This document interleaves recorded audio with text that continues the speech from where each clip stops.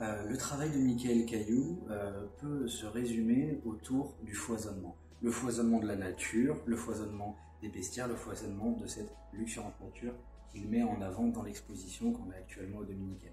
On a une inspiration qui vient de toutes parts. On va avoir d'un côté aussi bien les herbiers de Jean-Jacques Rousseau qui vont être mobilisés que, par exemple, les peintures flamandes du XVIIe siècle et les natures mortes, qui permettent en fait de réappréhender un rendu synthétique de l'histoire du végétal dans la création artistique.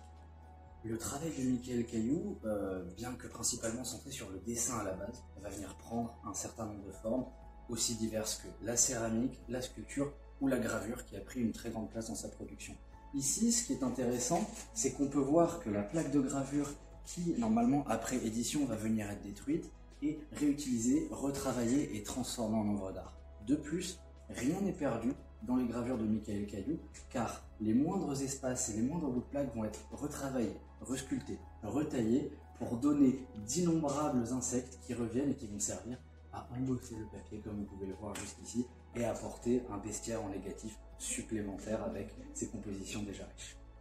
Après ce rez-de-chaussée qui était principalement tourné sur le végétal, le livre Le ventre de Joseph qui a été coécrit avec Marie Desplechin, on monte à l'étage pour aller dans une partie qui est plus concentrée entre terre et mer, et on voit véritablement un bestiaire apparaître et venir concurrencer le végétal.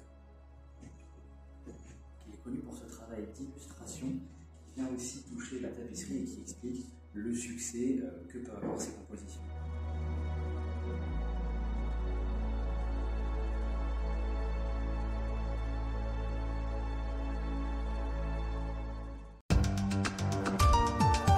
acti.fr